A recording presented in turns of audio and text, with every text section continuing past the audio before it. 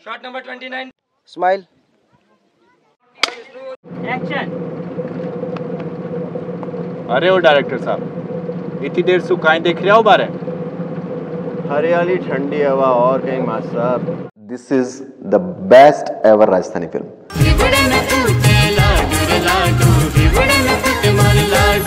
दरअसल मुझे फिल्म बनानी थी, मुझे एक स्टेप जिंदगी में आगे बढ़ाना था, फिल्म मेकिंग में करना चाहता था। और जब आपको फिल्म बनानी है तो first of all you need a story, और स्टोरी होती है वो बैकबोन होती है पूरी फिल्म की। और जो स्टोरी है उसमें वो बात होनी चाहिए जो लोगों को जोड़े। बेते बायरियरो सुहावणो झोंको है बा, टाबर पणेरो फूटरो रूप है बा। स्टोरी में बहुत ज़्यादा दम है, बहुत डिफरेंट भी है। ये नहीं कि आजकल हम देखते हैं एक ही बेस पे स्टोरी एक ही होती है, उसी पे मूवीज बनती रहती है, बट इसकी स्टोरी बहुत डिफरेंट है और हर कोई अपने आप को रिलेट कर पाएगा मूवी में। और जहाँ तक है बहुत टचिंग है स्टोरी, बहुत टचिंग है, जो कि ऑडियंस को देखने में बहुत मजा आएगा। और मुझे लगता है कि जब तक आप ओरिजिनलिटी से नहीं जुड़ते हो, आप कोई वो बात नहीं कहते हो जिसके प्रति आपका बहुत जुड़ाव है, जो आपके दिल के बहुत पास है, तो आप लोगों को भी के दिलों को भी उतना पास नहीं ला पाएंगे।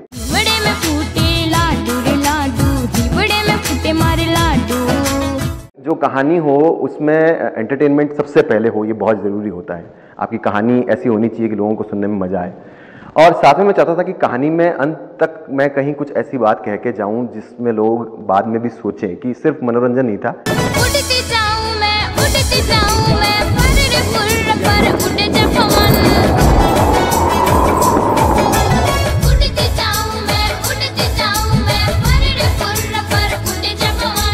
श्रेयांश जी से मेरा बहुत पुराना संबंध है। सर ने प्लान बनाया मुंबई आने का और सर ने मुझे कॉल किया कि भरत मैं मुंबई आया हूँ। फिल्म को शुरू करना मुश्किल था क्योंकि ये बिल्कुल वैसा था कि मेरे लिए तो बिल्कुल ऐसा था कि आपको पृथ्वी से मार्स पे जाना है।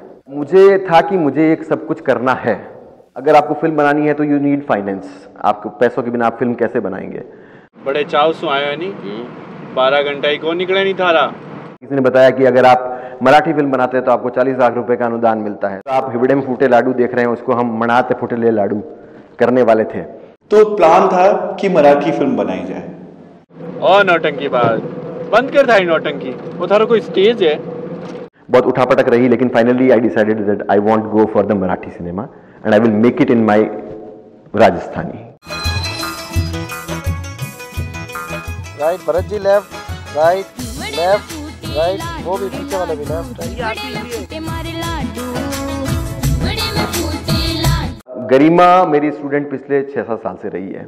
गरिमा को अपने दिमाग में रखा था सबसे पहले क्योंकि she is the backbone and she is the axis of the whole film, और बाकी सब जितने भी हम किरदार हैं उसके इर्द गिर्द हैं। और गरिमा जब बहुत छोटी सी थी तब वो जिस स्कूल में स्टूडेंट थी, मैं वहाँ कोरियोग्राफी कर रहा था और वहाँ एक प्ले था, तो मैंने उसको एक जो कुछ डायलॉग्स थे वो मैंने उसको दिए थे और हमने स्टूडियो में बुला के उसको रिकॉर्ड कराया था।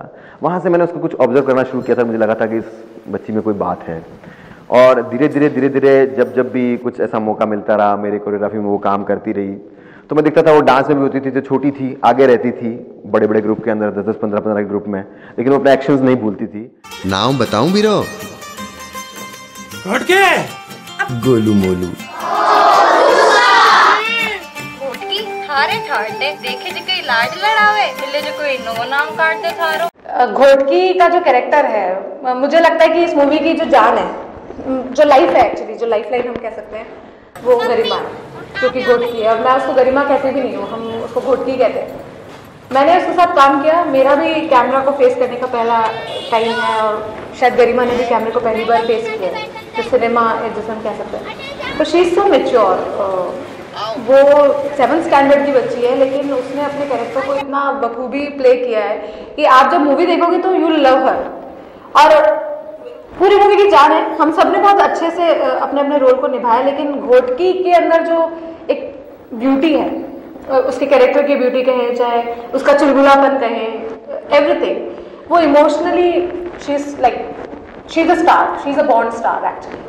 मैंने घोटकी का रोल प्ले किया है। वो बच्ची जो गोलू मोलू सी है, क्यूट सी है और बहुत ज्यादा चुलबुलापन है। मतलब हर टाइप, मतलब जिसमें मस्ती नहीं हो सकती उस पर भी मस्ती लेना, वैसा रोल है मेरा। बड़े में फूटे लाडू रे लाडू, बड़े में फूटे मारे लाडू, बड़े में फूटे लाडू रे लाडू, बड़े में फूटे मारे लाडू। 3 साल पहले सर ने मुझे बताया था ये रोल करना है। जब भी गर्मी की छुट्टियां होती वो मेरे पास आके सबसे पहले यही पूछती, जैसे ही 15 मार्च हुआ, 16 मार्च को अगर क्लास में आई है, आते उसका पहला क्वेश्चन मेरे से ये होता, सर मैं कलकत्ता जाऊं या अपना शूटिंग है?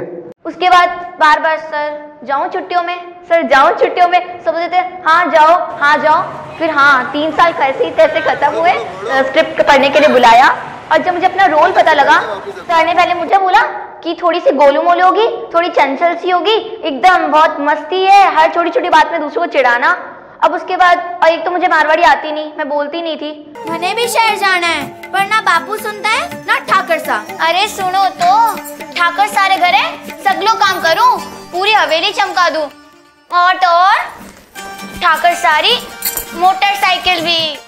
अरे लाड तो मैंने इन खातर लड़ा हूँ कि आज मारता था कि एक बड़ा अफसर आने वाला है, तो बारे सामने आ कोई बदमाशी नहीं करते इन खातर। सही बताऊं तो उसकी वजह से मुझे बहुत एनर्जी मिलती थी। जब मैं नर्वस होता था यार मेरे को तो ये बोलना है, और जब वो बोलती थी ना तो मेरे ऑटोमेटिक एनर्जी आती थी और एक्शन रिएक्शन तुरंत। उस बच्ची में लगन है, वो आगे बढ़ेगी।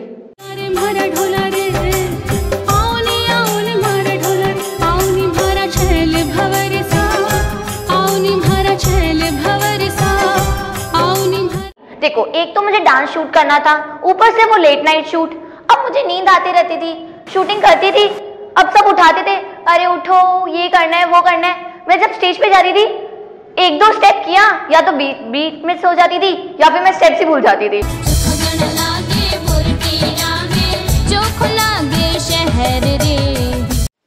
अरे बिना शहर गुमार लाना पड़सी जात तेरे की। वो बोलते हैं ना किसी चीज के साथ आप डे 1 से जुड़ते हैं ना तो उसका इमोशनल अटैचमेंट हो जाता है बहुत, वो प्यारा कि आपके पास शब्द नहीं है कि क्या है, हर चीज आपको पता है, ये कैरेक्टर क्या है, उसकी थॉट क्या है, उसकी कॉस्ट्यूम क्या होनी चाहिए।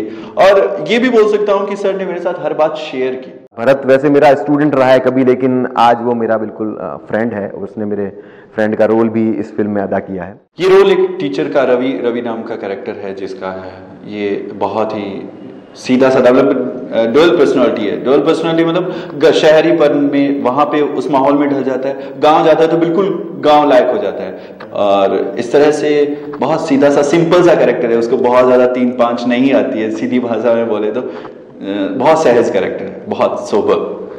जब भी कुछ भी ब्रेक होता तो कोशिश रहती कि मैं सेट पे हूँ, अल्ले ब्रेक हुआ है, लाइट चेंज हो रही, ये हो रही, तो फिर बवाल।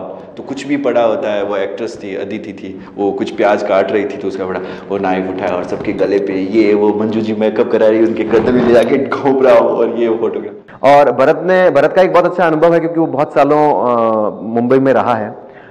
पर मैंने वो बता हारा गया निकले दिन हफ्ता और महीना, और जहां हमने शूट किया है बीकानेर में भी उसके ताल्लुकात हैं, मेरे भी बहुत ताल्लुकात हैं, लेकिन उसके बहुत क्लोज संबंध काफ़ी थिएटर के लोगों से भी रहे हैं और लोगों से भी रहे हैं। तो उसने हमेशा मुझे सजेस्ट किया कि सर इस रोल के लिए ये हो सकता है, ये हो सकता है, ये हो सकता है। फिर मैंने बैठ के सोचा और मुझे ठीक लगा। गोल्ड की मारी भी छोरी जैसी है, बोल कितना पैसा चाहिए? अशोक जी के साथ मैंने बहुत सालों पहले काम किया, जब हम यूनिवर्सिटी को लेकर के यूथ फेस्टिवल्स में जाते थे। तब मैंने देखा अशोक जी बहुत कूल काम, अपना सिर्फ ड्रामा की किताब लिए बैठे रहते थे, अपने ड्रामा में ही रहते थे। तो लेकिन भरत ने मुझे कहा कि सर आप एक बार ठाकुर के रोल के लिए अशोक जी को बुलाओ। मेरा जो कैरेक्टर है वो फिल्म में ग्रे शेड का है, वो पूरी तरह से नेगेटिव भी नहीं है, पॉजिटिव भी नहीं है। परिस्थितियां या सर्कमस्टांसेस ऐसे घटते हैं कि उसकी वजह से उसको कुछ ऐसे निर्णय लेने पड़ते हैं या ऐसे डिसीजंस लेने पड़ते हैं जिस वजह से वो नेगेटिव सा प्रतीत होता है, बाकी मूलतः वो नेगेटिव कैरेक्टर नहीं है। भरत ने मुझे कहा कि सर आप बिल्कुल श्योर हो जाओ, अशोक जी इतने प्रोफेशनल आदमी हैं, वो सिर्फ अपने काम से काम करते हैं, उनको और कोई मतलब नहीं होता।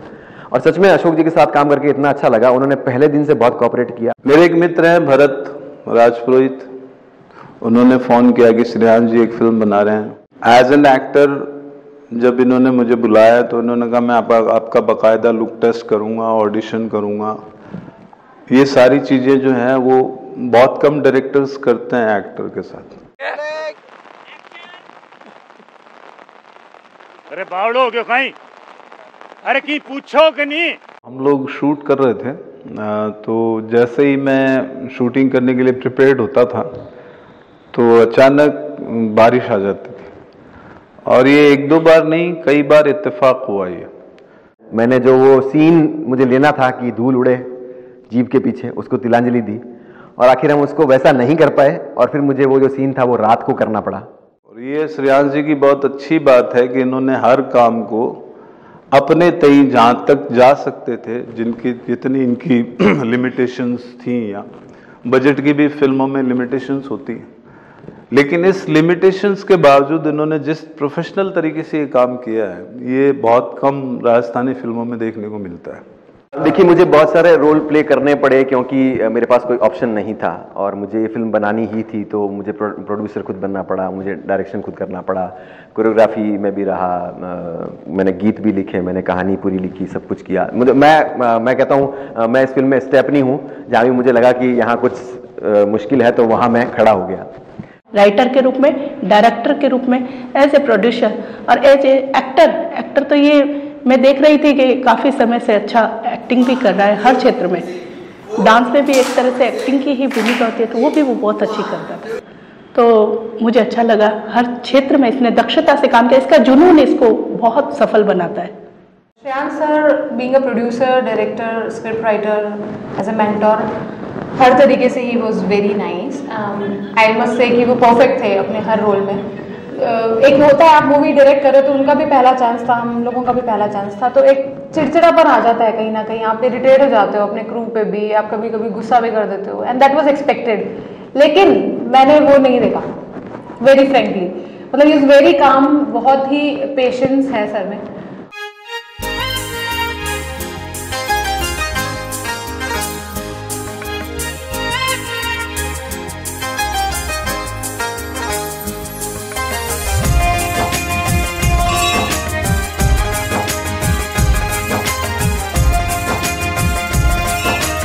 नैना का कैरेक्टर बहुत ही स्ट्रांग है अपने आप में, वो बहुत ज़्यादा नहीं बोलती है, लेकिन उसके एक्सप्रेशन और उसकी जो शार्पनेस है, जो एक स्ट्रेंथ है अपने हस्बैंड को सपोर्ट करने की, वो सब कुछ कह देती है। बहुत सपोर्टिव वाइफ है, अपने हस्बैंड के हर डिसीजन में उनके साथ है, अपने फैमिली के लिए बहुत ज़्यादा डेडिकेटेड है। इनफैक्ट घोटकी का जो कैरेक्टर है, जो घोटकी है, उसको भी उसने बिल्कुल अपनी बेटी की तरह अपनाया हुआ है। सर का मेरे पास टेक्स्ट आया, मैसेज आया, तो सर ने मुझे सिर्फ इतना लिखा कि नेहा तुमसे मिलना है, और किस लिए मिलना है ये सर ने मुझे नहीं बताया। प्रेजेंट देयर मैं गई, काफ़ी अच्छा खासा माहौल वहाँ तैयार था, काफ़ी सारे लोग थे और सब स्क्रिप्ट सुन रहे थे, सर अपनी स्क्रिप्ट सुना रहे थे। Then I came to know कि सर एक मूवी की सर ने मतलब स्क्रिप्ट लिखी है, सर ही डायरेक्टर है, सर ही प्रोड्यूसर, एवरीथिंग। और मेरे लिए ये शॉकिंग था कि सर मेरे हस्बैंड से बात करने वाले हैं। एक सीन था जिसका मुझे नहीं पता था, क्योंकि वो स्क्रिप्टेड नहीं था, कि सर को मुझे ऐसे कदल करना है। सीन हुआ, सर इतने इमोशनल हो गए कि पूरी कैरेक्टर में डूबे हुए थे, मैं भी, सर भी, सर रोने लगे और सर ने सच में ऐसे करके मुझे कडल कर लिया।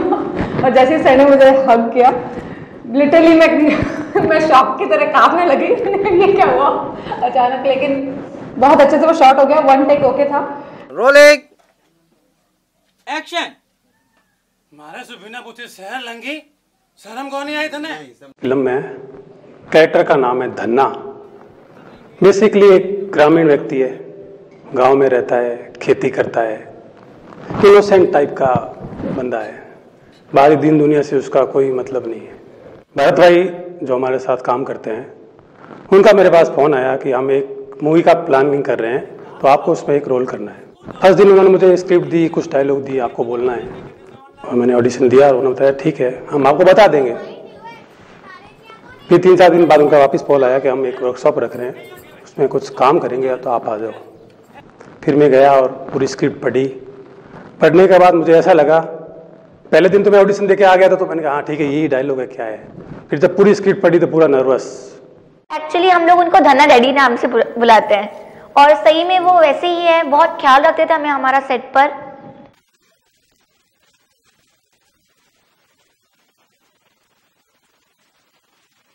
बहुत भयंकर बारिश हो रही है, पहले तो धूप में तपे हुए, फिर वो बहुत तेज़ बारिश, ठंडी, मैं उस जगह पर बैठा हूँ, ये आपस में डिस्कस कर रहे हैं सब, कैमरामैन सर, असिस्टेंट डायरेक्टर, हमारे मेरे साथ को एक्टर रोशी जी थे, वो मेरे पास बैठे थे। फिर वो भी छतरी के नीचे चले गए, मैं अकेला वहाँ चौकी पे बैठा हूँ। बारिश फिर थोड़ी देर बाद धुजने लग गया, ऐसे ऐसे ऐसे ऐसे बहुत तेज़ धुजने लग गया।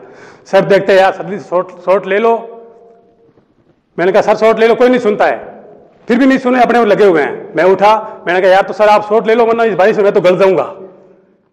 पहले दिन हमारा गाँव के अंदर, बडेरन के अंदर, फर्स्ट डे फर्स्ट शॉट, एक साइकिल का सीन था हमारा, तो मेरे को साइकिल लेके आना था। उसमें साइकिल गया, इतना बड़ा गांव, पूरे गांव में हमें एक साइकिल मिली, वो भी पंचर। अमूमन साइकिल का ट्यूब पंचर होता है, उसके तो टायर भी पंचर थे, और मुझे वो साइकिल चला के लानी पड़ती। अब आप बताओ कि वो पंचर ट्यूब लेस साइकिल कैसे चली, फिर भी मैंने उसको चलाई। और हमारे राजकुमार जी असिस्टेंट डायरेक्टर थे, उन्होंने बोला मुकेश जी आप साइकिल नहीं सही चला रहे हो। मैं आया, साइकिल खड़ी करी और ऐसे बैठ गया, मैंने कहा आप चला लो। उन्होंने कहा अच्छा पंचर है, दूसरी साइकिल लाओ। बोला दूसरी साइकिल गांव में नहीं है, मतलब गांव भी इतने आगे बढ़ चुके, गांव में साइकिल नहीं है, सब गाड़ी घोड़े वाले हो गए हैं। मुकेश के साथ एक्चुअली फर्स्ट टाइम मैंने काम नहीं किया, वो आगे भी एक कोई शो में मेरा हस्बैंड बना हुआ है, और प्राय वो मेरा बेटा ही बनता है। एक कोई सीरियल में वो मेरा पति बना, नेक्स्ट इसमें मेरा पति बना है। मेरा रोल है एक घरेलू लेडी का, जो घर के मतलब बच्चों में, घर गृहस्थी में उलझी हुई है, उसको बाहरी दुनिया से कोई मतलब नहीं है, बाहर क्या हो रहा है उसको कोई पता नहीं, वो अपनी चार दीवारी में अपने बच्चों के साथ मस्त रहती है। ऐसा मेरा कैरेक्टर है। एक बार तक मैंने इस मतलब मना ही कर दिया इस रोल के लिए, क्योंकि कुछ फैमिली प्रॉब्लम थी, तो उस चक्कर में मैंने रोल को ड्रॉप कर दिया। फिर मेरे पास भरत आया, उस समय वो कास्ट इसकी फाइनल कर रहे थे, तो उसने कहा आपको रोल करना ही पड़ेगा। जाग तो देखूं, सू तो देखूं, अरे जाग तो देखूं, सू तो अरे जाग तो देखूं, चीड़ी रात हो रहा। आज जब मैं पोस्टर्स के ऊपर देखता हूँ म्यूजिक पिंटू स्वामी, तो मेरी छाती चौड़ी होती है। पिंटू जब बहुत छोटा था तब से मैं पिंटू को जानता हूँ, और हमने बहुत काम साथ में किया है। उसके टैलेंट को मैंने जैसे गरिमा के टैलेंट को देखा है, वैसे पिंटू के टैलेंट को भी मैंने हमेशा ऑब्जर्व किया है। और पिंटू की बात करता हूँ तो मुझे ऐसा याद आता है कि मेरी इस फिल्म के अंदर बहुत सारे हनुमान जी थे जिनको अपनी शक्ति का पता नहीं था, और मैं वो जामवंत था जिसको पता था कि ये क्या कर सकते हैं, they can do the wonders. मैं ही सिर्फ ये जानता था। पिंटू को मैंने जब फिल्म के म्यूजिक डायरेक्शन के लिए कहा, तो हम लोग बहुत सारे गाने पहले भी बहुत बना चुके हैं, बहुत सारे गाने हम रिकॉर्ड कर चुके हैं, लेकिन उसका ही रहता था कि क्या मेरे से म्यूजिक नहीं होता, तो उसको ये लगता है कि आप थोड़ी सी धुन बना के लाओ फिर मैं करता हूँ। तो मैं सिर्फ कुछ भी सोच के जाता था उसके पास में। तो मैं उसके पास सबसे पहले ढोलारे गाना लेके गया। जो ढोलारे गाना है वो पूरा म्यूजिक मैंने आज से 20 साल पहले ही सोच लिया था।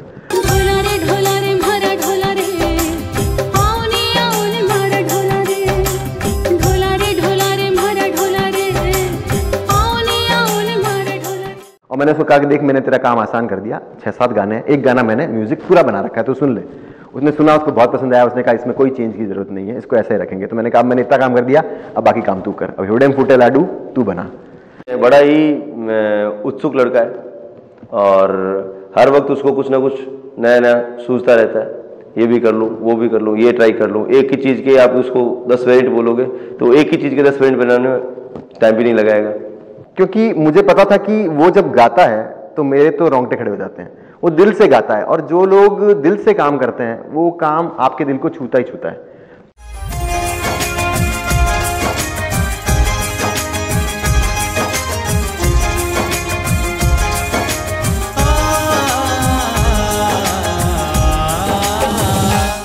फिल्म का म्यूजिक बहुत अच्छा है, पिंटू भैया ने दिया है, और जो लिरिक्स हैं इसका म्यूजिक बहुत कैची है। अपने कोई भी गाना एक बार सुन लेते हैं तो आपकी जुबान पे चढ़ेगा ही चढ़ेगा, ये मैं श्योर हूँ। मुझे नहीं पता था इस मूवी में इतना अच्छा सॉन्ग है, इतने अच्छा म्यूजिक है, और वो भी हमारे यहाँ के लोगों का।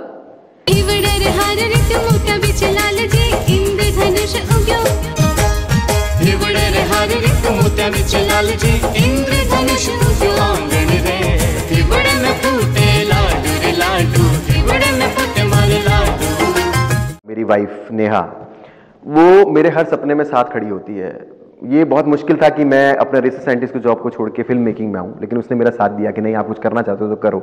वैसे तो प्रोफेशनली तो उनके साथ काम स्टेज शो के दौरान भी रहा है, क्योंकि स्टेज शो जब भी करे हैं तो वो एज ए डायरेक्टर ही रहते थे और मैं उनके साथ काम करती थी। इस फिल्म में मेरे पास कॉस्ट्यूम्स का काम था कि सब आर्टिस्ट को क्या कॉस्ट्यूम पहननी है, किस जगह पर उसको क्या यूज करना है, पिन कैसे लगानी है, ज्वेलरी क्या यूज करनी है, ये सारा काम मेरा था। मेरा बेटा मुझे बहुत हेल्प करता है, और उससे भी बढ़कर मेरी जो डांस जोन की पूरी टीम है, मैं नाम लूंगा तो बहुत सारे लेने पड़ेंगे, फिर भी आरती अग्रवाल, अमित मारू, राजन बारिया, दीपक शर्मा, दिवाकर पारिक जी, हमारे अकाउंटेंट नवनीत पारिक, ऐसे बहुत सारे लोग हैं जो मेरे पीछे, इतना उनको मेरे पे ब्लाइंड फेथ है कि सर जो करेंगे वो अच्छा करेंगे। हमारे फिल्म के साउंड डिजाइनर और रिकॉर्डिस्ट शिव कुमार नागल। शिव जी मेरे से उम्र में बहुत छोटे हैं, लेकिन मैं जब से मिला था उनको शिव जी कहता हूँ, और शायद उनका ये मेरा ये जी जो मैंने अनायास ही शायद लगा दिया, वो मेरे को आज बहुत फायदा दे रहा है। और उसके बाद में शिव जी वो बंदे हैं जिन्होंने मेरी फाइनेंशियल जितनी भी परेशानियां थी उनको समझा, उनको सुलझाया, हर जगह साथ दिया। एक्शन। अब 11 फरवरी में नया आदमी कटे से लाऊं। सर मैं आ गया। अरे चलो फिर तो जमर शुरू करता। कोरियोग्राफी को लेकर के जो मेरी कोरियोग्राफी टीम है, इसका तो बहुत कॉपरेशन था ही, मैं क्या कहूँ। लेकिन इससे बड़ी बात की जो बच्चों की ये बात कर रहे हैं कि बहुत छोटे बच्चे, बड़े बच्चे, सब तरह के बच्चे डांसेस में थे, और हम बहुत लेट नाइट भी शूट करते थे, तो कई बार मुझे ऐसा तो लगता था कि बहुत देर हो गई, तो मैं कहता था कि पैकअप करके बच्चों को भेज देते हैं, हम नेक्स्ट डे शूट करेंगे। लेकिन छोटे छोटे बच्चे मुझे आके बोलते थे कि सर बहुत मजा आ रहा है, और आप कोई चिंता मत करो, मैंने मम्मी को बुला लिया, देखो सामने मेरी मम्मी बैठी है, हम शूटिंग करते हैं सर, हम रात भर भी कर सकते हैं। तो वो जो बच्चों का भी जोश था ना, तो उसने मेरा हमेशा बहुत हिम्मत बढ़ाई। जय सिंह जी का भी जो चूज करना था वो अनायास ही हुआ। अनायास इसलिए कहूँगा कि मैं हर चीज़ के लिए ब्लैंक था। जब मैंने शुरुआत की तो चारों तरफ अंधेरा था, मुझे पता नहीं कैसे शुरू करना है, मेरा डीओपी कौन होगा, मुझे क्या क्या डिपार्टमेंट्स फिल्म के होते हैं, मुझे क्या क्या लोग चाहिएंगे। और मैं और भरत मुंबई में बैठे थे, और भरत ने वैसे ही कहा, भरत ने नैना रो नीर उससे पहले की थी राजस्थानी फिल्म, तो मैंने भरत को कहा कि भरत मुझे जो टीम के अंदर सारे लोग ऐसे चाहिए जो खाने पीने वाले ना हो। जैसे जी फिर अहमदाबाद में थे, फिर जैसे जी आए, मुंबई आए, और मुझे उनसे बात फ़ोन पे करके भी आपको एक मालूम पड़ जाता है, तो मुझे लगा कि बहुत डाउन टू अर्थ है। और एक ये अच्छी बात निकली कि वो अहमदाबाद रहते हैं, लेकिन उनका नेटिव प्लेस पाली है, तो एक कनेक्शन और जुड़ गया कि राजस्थानी बंधु हैं अपने, तो अपनी बात को समझते हैं।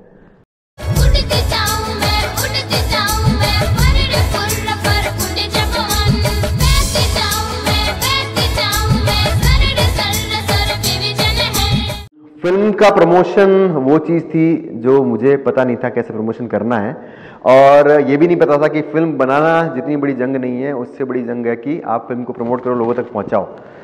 और मैं गया हिमांशु के पास में, और हम 2 घंटे बैठे, हमारी बहुत बात हुई, और हिमांशु का अपना गोल्डन सैंड प्रोडक्शंस है, और वो 2 घंटे में मुझे लग गया कि हाँ हमारी केमिस्ट्री बैठेगी। उसके बाद हिमांशु ने मुझे बहुत सारे आइडिया दिए कि सर आप फिल्म को ऐसे प्रमोट करो, आपका प्रमोशन में ये चीज़ हो सकती है, आप एफबी पे ये डालो। और अब हमारा जितना मेकिंग है, हमारा जितना भी सोशल मीडिया के अलावा जितना भी काम है प्रमोशन का, वो हिमांशु और उनकी टीम, मधुर और सब यही देख रहे हैं। तो ये बहुत सारी चीज़ें होती हैं, भगवान आपको बचाता है, आप अच्छा काम करते हो, आपको अच्छे लोग मिलते जाते हैं, और यही मेरी फिल्म में भी है कि अगर आपके दिल में जज्बा है, आप कुछ करना चाहते हो, आपको अच्छे लोग मिलेंगे, और वही मेरे साथ भी हो रहा है। नटशेल में बात है कि it's very much similar to a Bollywood movie, तो आपको ऐसा लगेगा नहीं कि हम मारवाड़ी मूवी देख रहे हैं, आपको ऐसा लगेगा कि हम एक बॉलीवुड मूवी देख रहे हैं जिसमें म्यूजिक है, इमोशंस है, स्टोरी लाइन है, डायलॉग्स डिलीवरी बहुत अच्छी है, कैरेक्टर्स बहुत अच्छे हैं। इसका direction, cinematography, music, songs, lyrics सब कुछ बॉलीवुड के स्टैंडर्ड के बराबरी करता है। इस फिल्म को लोगों को मेरे नज़रिए से मैं ये कहना चाहूँगी इसलिए देखनी चाहिए कि आप जो सोचते हैं आप वो करने में कितने सक्षम होते हैं, ये आपकी अपनी कसौटी है, और इस कसौटी पे आप कितना खरा उतरते हैं ये इस बात का प्रमाण है। सबसे पहले तो आपको ये फिल्म इसलिए देखनी चाहिए कि आपके सपनों के पंख कैसे उगते हैं और आप कैसे उड़ान भरते हैं। मारवाड़ी मूवी होते हुए भी ये यूएसए में भी सेलेक्ट हुई, क्यों हुई? क्योंकि इसकी जो स्टोरी है, जो इसकी कहानी बनाई गई है, वो दिल को छूती है। कोई भी इंसान, चाहे 5 साल का बच्चा देखेगा, चाहे 21 साल का बच्चा देखेगा, चाहे उसको 60 इयर्स के कोई भी देखेंगे, उसको दिल पे छुएगी स्टोरी। एक ऐसी फिल्म है राजस्थानी तो हम पेरेंट्स के साथ दे सकते हैं, चाहे छोटा बच्चा हो 5 साल से लेके कोई भी 60 साल तक है, तो वो आराम से एक पूरी फैमिली फिल्म देख सकती है। इसमें एक वो मॉरल है कि कैसे अपने बच्चों को मतलब अपने समझना चाहिए उन्हें, उनकी जो जैसे मतलब अगर डांस अच्छा लगता है तो उन्हें वो करवाओ, ना कि उनको ऐसे घर में बांधना। ये फिल्म लोगों को इसलिए देखनी चाहिए क्योंकि बहुत प्रेरणाजनक फिल्म है। इसमें एक लड़की बच्ची के बारे में बताया गया है कि उसके पिता ने भी उसको रोक दिया पर वो फिर भी रुकी नहीं। कोई भी दर्शक जो इस फिल्म को देखने को आए वो एक्सपेक्टेशंस जो रखता है एक हिंदी फिल्म से, एक बॉलीवुड फिल्म से, वो उसको लेकर के आए, क्योंकि ये फिल्म उन सब चैलेंजेस को, उन सारी एक्सपेक्टेशंस को फुलफिल करेगी। हिवड़े में फूटे लाडू रे लाडू, हिवड़े में फूटे मारे लाडू। आई लव हिवड़े में फूटे लाडू, I support it and I really want कि आप सब इस मूवी को जरूर जरूर जरूर देखें। हिवड़े में फूटे लाडू रे लाडू, हिवड़े में फूटे मारे लाडू। ओके, ऐसे रहो, हंसते हंसते।